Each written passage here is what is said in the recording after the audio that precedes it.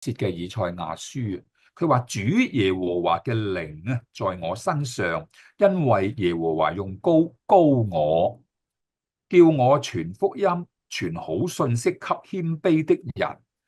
咁啊，後邊嗰句咯，差遣我醫好傷心的人，報告被擄的得釋放，被囚的出監牢啊！嗱，呢一節裏邊我哋睇到邊個可以醫好傷心嘅人啦？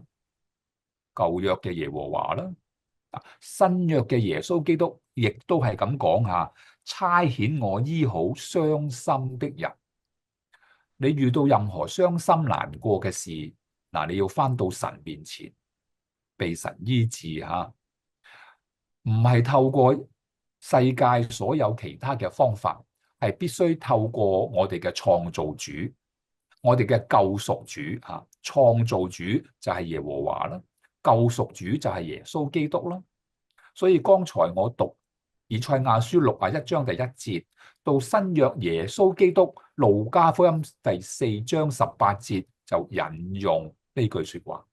但係當我睇新約路加福音4章18節中文咧，就冇咗話差遣醫好傷心嘅人喎。我覺得好奇怪，點解冇咗呢句咧？但係當我讀英文聖經咧，英皇欽定本係好清楚有呢句嘅，但係咧喺中文裏邊冇翻譯出嚟。嗱，所以無論舊約新約，耶和華醫好傷心嘅人，耶穌基督醫好傷心嘅人。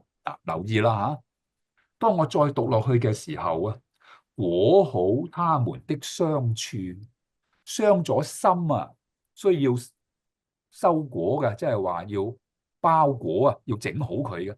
譬如我哋嘅手受傷受損啊，連塊膠布擋住佢、遮住佢、保護佢啦，係咪？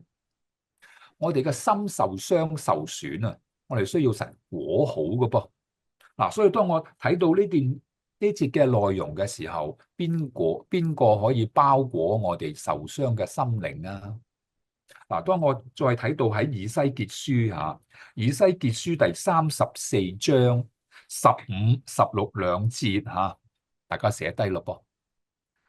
以西結書34章15節啦，佢話主耶和華說：我必親自作我羊的牧人，使他們得以躺臥。然後第16節啦，失喪嘅我必尋找，被逐嘅我必領回。留意後邊所講，受傷嘅我必